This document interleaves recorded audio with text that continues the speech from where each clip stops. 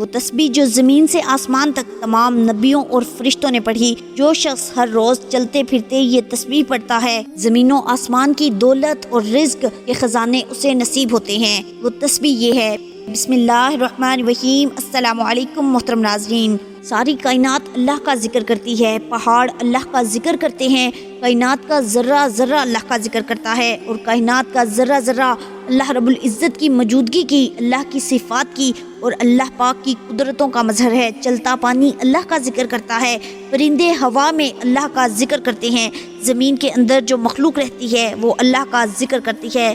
تو انسان جس کے اوپر اللہ پاک نے اپنی نعمتوں کی بارش کی ہے، اتنی نعمتیں کہ اگر گننے لگیں تو ان نعمتوں کا شمار نہیں کر سکتے، اس رب کو یاد کرنا چاہیے۔ اس لیے ہم پر لازم ہے کہ ہم اللہ رب العزت کا ذکر اپنا مقصد سمجھتے ہوئے کریں، اور ذکر کا مقصد قرآن کریم کی طرف لے جانا ہے۔ ذکر میں خشوع آ گیا تو انشاءاللہ جب قرآن کریم کی تلاوت کریں گے تو پھر قرآن کی تلاوت میں خشوع ہوگا، پھر اللہ کی شان یاد آتی ہے۔ حضرت اکرمہ رضی اللہ تعالیٰ عنہ جو ابو جہل کے بیٹے تھے لیکن صحابی رسول تھے، جب قرآن کی تلاوت کرتے تھے قرآن پہ گر جاتے تھے، آنسوؤں کی لڑیاں جاری ہو جاتی تھیں اور فرماتے تھے: ھذا کلام ربی، ھذا کلام ربی، یہ میرے رب کا کلام ہے، یہ میرے رب کا کلام ہے۔ قرآن کی ایسی تلاوت کریں۔ اللہ رب العزت فرماتے ہیں: فاذکرونی اذکرکم واشکروا لی ولا تکفرون، بس تم میرا ذکر کرو میں تمہارا ذکر کروں گا، تم میرا شکر ادا کرو اور کفران نعمت نہ کرو۔ اللہ رب العزت کتنے کریم ہیں، فرماتے ہیں کہ میرا ذکر کریں میں بھی آپ کا ذکر کروں گا۔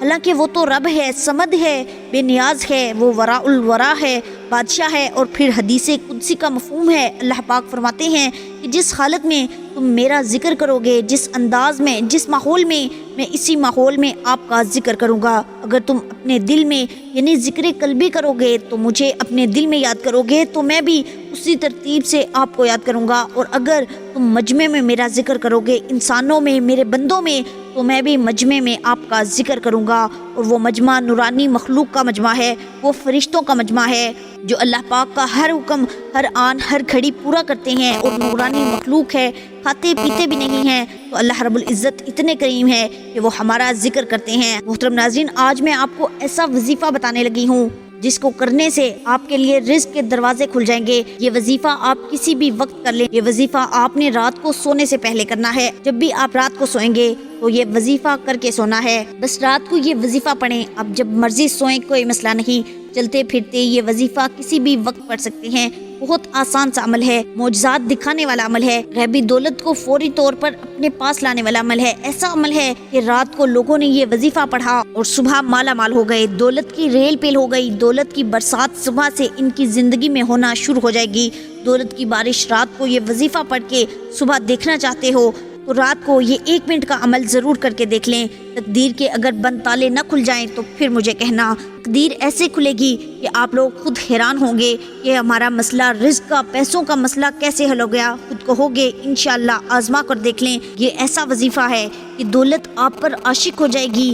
دولت اور پیسوں کا یہ بادشاہ عمل ہے، بادشاہ وظیفہ ہے۔ اپنی زندگی میں جو بہن بھائی کہتے ہیں کہ ہمیں غیبی پیسہ چاہیے، غیبی دولت چاہیے، فوری طور پر چاہیے، صبح وظیفہ پڑھیں اور شام تک پیسے مل جائیں، رات کو پڑھیں تو صبح کو مل جائیں، تو یہ وظیفہ آج ان تمام بہن بھائیوں کے لیے ہے۔ مناسب حال وہ معیار زندگی میسر آ سکے جو اللہ کے فرائض کی ادائیگی اور زندگی کی ذمہ داریوں سے عہدہ برا ہونے میں اس کے لیے مدد و معاون ہو۔ اب سوال یہ پیدا ہوتا ہے کہ اسلامی معاشرے میں معاشیت کا یہ معیار ہر انسان کو کیسے حاصل ہو، اور اسلام نے اس سلسلے میں کون سے ذرائع و وسائل اختیار کیے ہیں؟ اس سوال کا جواب یہ ہے کہ اسلام نے انسان کی معاشی حالت کو بہتر بنانے کے لیے وسائل اختیار کرنے کی ترغیب دی ہے۔ اسلامی سوسائٹی میں ہر فرد سے یہ مطالبہ کیا جاتا ہے کہ وہ کوئی نہ کوئی کام کرے، اور اسے یہ حکم ہے کہ وہ روئے زمین پر چلے پھرے اور اللہ کا دیا ہوا رزق کھائے، جیسا کہ ارشاد الہی ہے۔ وہی ہے جس نے تمہارے لیے زمین کو نرم و مسخر کر دیا،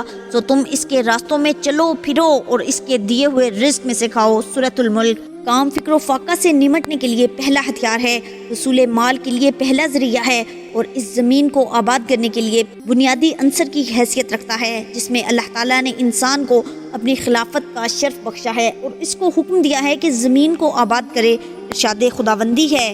حضرت صالح علیہ السلام اپنی قوم سے مخاطب ہو کر کہتے ہیں، اے میری قوم کے لوگو، اللہ کی بندگی کرو، اس کے سوا تمہارا کوئی خدا نہیں ہے، وہی ہے جس نے تم کو زمین سے پیدا کیا اور یہاں تم کو بسایا۔ سورہ ہود۔ اسلام نے ہر مسلمان کے لیے ہر کام کے دروازے کھلے رکھے ہیں۔ ہر شخص جس کام کی صلاحیت رکھتا ہو وہ اسے اختیار کر سکتا ہے۔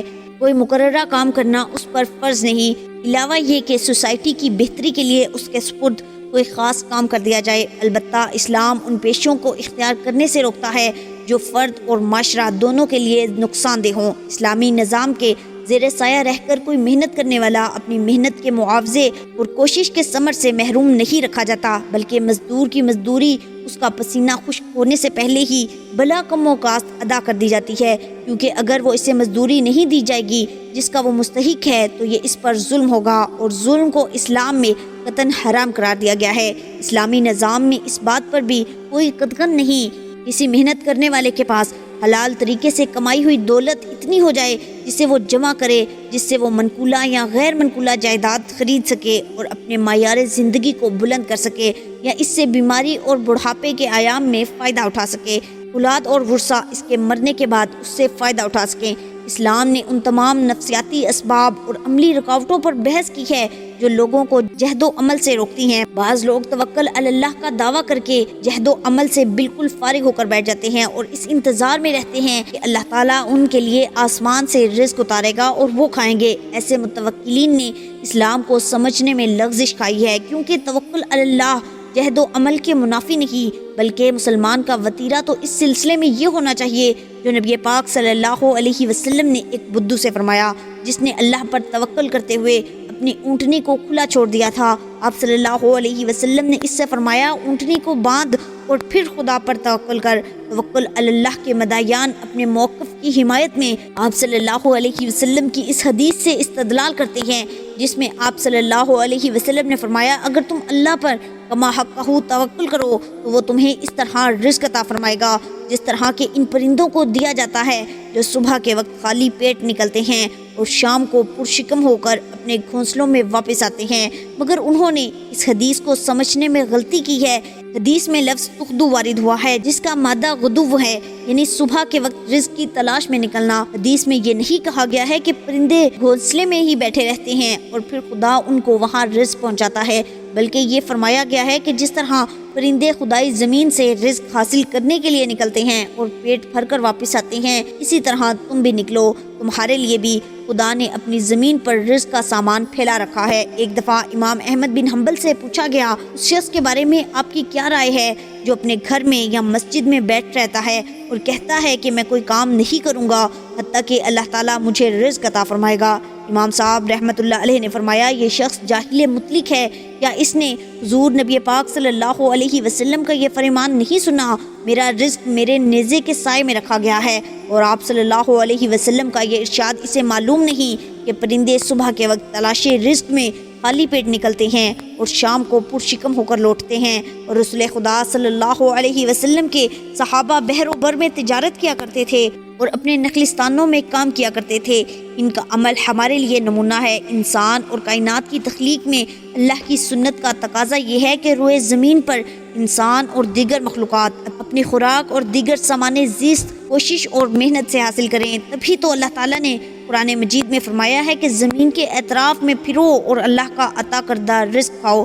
ایک اور جگہ قرآن پاک میں ارشاد ہوا، بس جب نماز ادا ہو چکے تو زمین میں پھیل جاؤ اور اللہ کا فضل روزی تلاش کرو۔ توکل علی اللہ کا دعویٰ کر کے نماز کے بعد مسجد میں بیٹھے ہوئے ہیں آپ رضی اللہ تعالیٰ عنہ ناراض ہوئے ہیں اور کہا کہ کوئی شخص رزق کی کوشش ترک کر کے خدا سے یہ دعا نہ کرے کہ اے اللہ مجھے روزی دے، حالانکہ وہ جانتا ہے کہ آسمان سے سونے اور چاندی کی بارش نہیں ہوتی۔ اور اللہ تعالیٰ قرآن مجید میں فرماتا ہے کہ جب نماز ادا ہو چکے تو زمین میں پھیل جاؤ اور اللہ کا فضل یعنی روزی تلاش کرو۔ دین اسلام چونکہ کامل و مکمل نظام حیات ہے، اس لیے اس دین میں حصول رزق کے بارے میں بھی انسانیت کے لیے رہنمائی ہے۔ اسلام نے اپنے پیرووں کو رزق حلال کمانے کی ترغیب دی اور حرام رزق سے بچنے کی بھی ترغیب دی اور ترغیب بھی کی۔ نبی پاک صلی اللہ علیہ وسلم کی حدیث مبارکہ کا مفہوم ہے، اللہ تعالیٰ خود طیب ہے اور وہ اسی چیز کو پسند کرتا ہے جو طیب ہو، بخاری میں حضرت مقدام بن سعد کرب رضی اللہ تعالیٰ عنہ سے روایت ہے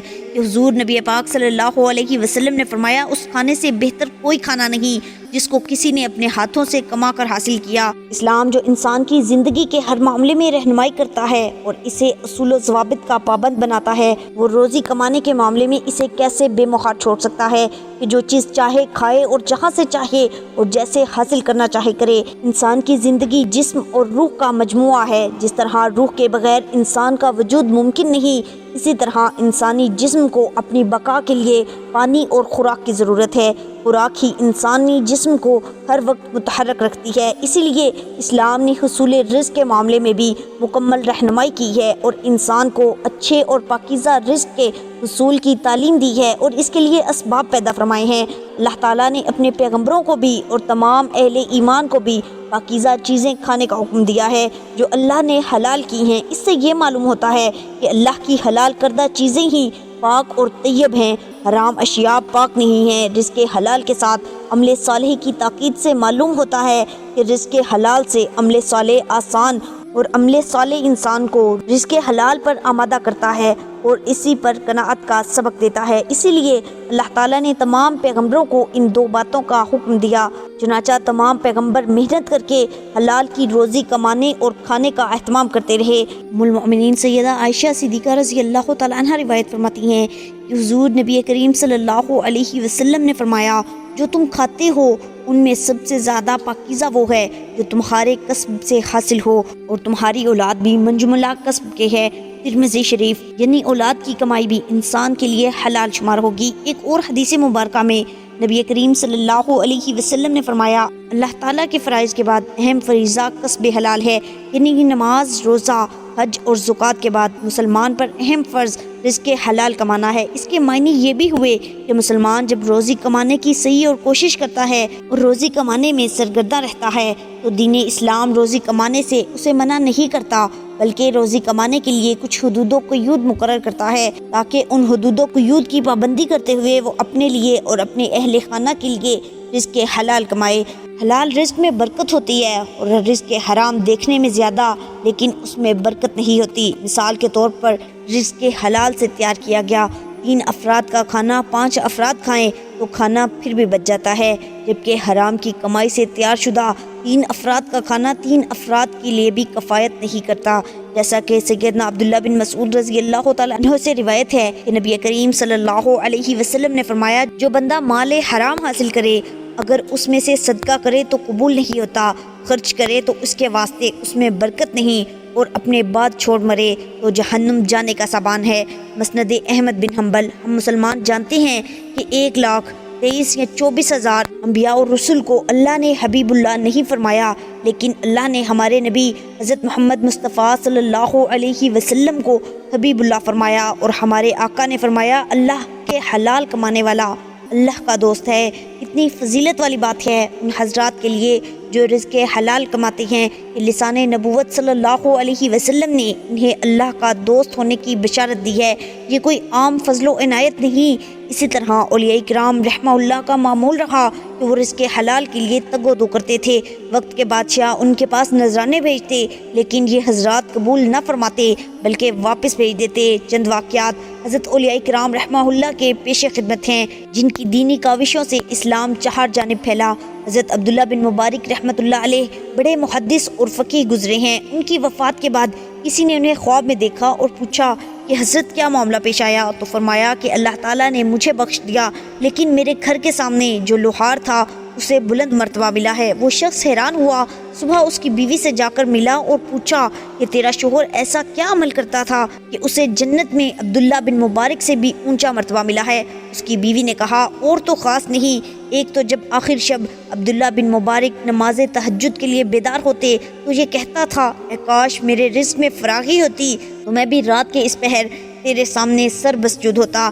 دوسرا اس کا عمل یہ تھا کہ جب یہ دکان پر ہتھوڑا مارنے کے لیے اوپر اٹھاتا اور اذان ہو جاتی فوراً ہتھوڑا پیچھے کی جانب گرا دیتا تھا کہ اللہ نے پکارا ہے۔ بس یہ 2 عمل تھے اس کے، اور تو کچھ خاص نہیں۔ اس حکایت سے معلوم ہوا کہ رزق حلال کمانے کی برکت اور کسب حلال کے ساتھ اللہ کے فرائض کی پابندی ایسا عظیم الشان عمل ہے جس سے انسان بڑے بڑے زاہدوں سے بھی روز محشر بڑھ سکتا ہے۔ اس زمانے میں لوگ لقمہ حلال کی بالکل پرواہ نہیں کرتے، جو چیز نظر آتی ہے آنکھیں بند کر کے کھا جاتے ہیں اور پھر تعویل کرتے ہیں کہ یہ یوں ہے اور یوں نہیں۔ شریعت ہمارے لیے کیا چیز حلال کرتی ہے اور ہم مسلمانوں کا کیا حال ہو گیا ہے، نہ حلال کی پرواہ کرتے ہیں اور نہ حرام کی، اور حرام کو مباح بنا کر کھا جاتے ہیں۔ ایک واقعہ سن لیجئے، حضرت سیدنا انس رضی اللہ تعالی عنہ سے روایت ہے، حضور نبی کریم صلی اللہ علیہ وسلم کے زمانہ اقدس میں دو بھائی تھے، ایک بارگاہ نبوی میں حاضر رہتا اور دوسرا کام کاج کرتا تھا۔ کام کرنے والے نے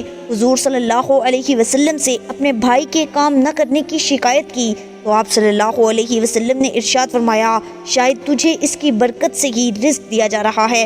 شیخ عبدالحق محدث دہلوی رحمۃ اللہ علیہ فرماتے ہیں، اس شخص نے حضور نبی کریم رؤوف الرحیم صلی اللہ علیہ وسلم کی بارگاہ میں اپنے بھائی کی شکایت کرتے ہوئے کہا کہ اس نے سارا بوجھ مجھ پر ڈال دیا ہے، اسے میری مدد کرنی چاہیے۔ تو آپ صلی اللہ علیہ وسلم نے اس شخص کو بھائی کی کفالت کرنے پر صبر و ہمت کی تلقین کرتے ہوئے فرمایا کہ جو کچھ تو کما کر اپنے بھائی پر خرچ کرتا ہے، ہو سکتا ہے کہ یہ سب رزق تجھے اسی کی برکت سے دیا جاتا ہو۔ حدیث مذکورہ اس بات پر واضح دلیل ہے کہ فقراء بالخصوص اپنے قریبی رشتہ داروں کی کفالت کرنا رزق میں برکت کا بہترین ذریعہ ہے۔ ناظرین کرام، آپ لوگ آمین ضرور کہیے گا۔ آپ لوگوں کے لیے دعا منگوا رہی ہوں، آپ لوگوں کی مشکلات کے لیے، کیونکہ آمین جب کئی لوگ ایک ساتھ کہتے ہیں تو میرے بھائیوں، میری بہنوں، کسی ایک کی بھی آمین قبول ہو جائے تو آپ کا کام ہو جاتا ہے۔ سب مل کر آمین کہیں گے۔ میں ایک چھوٹی سی دعا کروں گی۔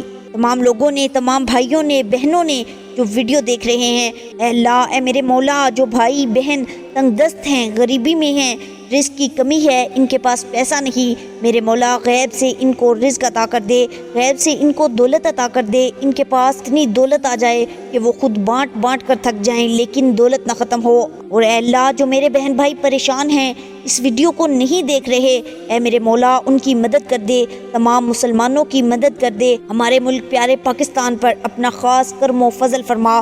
اے میرے مولا، جہاں کہیں مسلمان ہیں، انڈیا میں، پاکستان میں، سعودیہ میں، میرے مولا سب مسلمانوں کی مدد فرما، مسلمانوں کو غیب سے رزق عطا کر دے۔ اے میرے مولا، میرے تمام بھائی، میری تمام بہنوں کی مشکلات کو دور کر دے، پریشانیوں کو دور کر دے، رزق کے مسئلوں کو ختم کر دے، کھلا اور فراغ رزق عطا فرما، ایسا رزق عطا فرما کہ جس کے بعد یہ گمراہ نہ ہو۔ آمین ثم آمین۔ محترم ناظرین، اب میں آپ کو وظیفہ بتانے لگی ہوں۔ یہ وظیفہ کسی بھی وقت، چلتے پھرتے، اٹھتے بیٹھتے، آپ کسی بھی وقت پڑھ لینا، وقت کی کوئی قید نہیں۔ آج ویڈیو دیکھ رہے ہیں، اگر فرصت نہیں ملی تو کوئی مسئلہ نہیں، جب دل کرے یہ وظیفہ پڑھ کے دیکھ لو، ایک دن پڑھ لو، 2 دن پڑھ لو، 3 دن پڑھ لو، لیکن آپ لوگوں کو ایک دن میں اگر معجزات دیکھنے ہوں تو وظیفہ جس ترتیب سے بتاؤں گی اسی ترتیب سے پڑھیے گا، انشاءاللہ آپ معجزات خود اپنی آنکھوں سے دیکھیں گے۔ یہ عمل صرف ایک دن کا ہے، اور کبھی ایسا ہوتا ہے کہ کوئی زیادہ بڑا مسئلہ ہو تو 2 سے 3 دن کر لیتا ہے، لیکن عموماً دیکھا گیا ہے کہ جس کو بھی یہ وظیفہ بتایا گیا، ایک دن کے اندر اندر اس کی مشکلات حل ہوئی ہیں، اس کے رزق کے مسائل حل ہوئے ہیں۔ محترم ناظرین، آپ نے سب سے پہلے ایک مرتبہ اعوذ باللہ من الشیطان الرجیم بسم اللہ الرحمن الرحیم پڑھنے کے بعد پہلا کلمہ پڑھنا ہے، لا الہ الا اللہ محمد الرسول اللہ۔ ایک مرتبہ پہلا کلمہ لازمی پڑھنا۔ پہلا کلمہ پڑھنے کے بعد آپ نے درود پاک پڑھنا ہے، کوئی سا بھی آپ درود پاک پڑھ سکتے ہیں،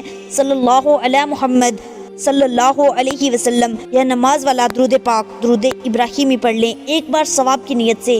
میرے ساتھ بھی پڑھ لیجئے، اللہم صلی علی محمد وعلی آل محمد کما صلیت علی ابراہیم وعلی آل ابراہیم انک حمید مجید، اللہم بارک علی محمد وعلی آل محمد کما بارکت علی ابراہیم وعلی آل ابراہیم انک حمید مجید۔ درود پاک پڑھنے کے بعد آپ نے اپنے مقصد کی نیت کرنی ہے۔ آپ کی کوئی بھی مشکل ہے، کوئی پریشانی ہے، کوئی حاجت ہے، رزق کی تنگی کا مسئلہ ہے، شادی کا مسئلہ ہے، کاروبار کا مسئلہ ہے، اولاد کا مسئلہ ہے، گھر کا مسئلہ ہے، آپ کا کوئی بھی مسئلہ ہے، آپ نے اپنے مقصد کی نیت کرنی ہے۔ مقصد کی نیت کرنے کے بعد اب آپ لوگوں نے سب سے پہلے استغفر اللہ پڑھنا ہے، سیدھے ہاتھ کی انگلیوں پر پر 21 مرتبہ استغفراللہ پڑھنا ہے۔ استغفراللہ استغفراللہ 21 بار استغفراللہ پڑھنے کے بعد آپ نے تسبیح کے دانوں پر 100 مرتبہ اللہ تعالیٰ کا ایک اسم مبارک پڑھنا ہے، وہ اسم یا عزیزو ہے۔ سب سے پہلے آپ نے اعوذ باللہ من الشیطان الرجیم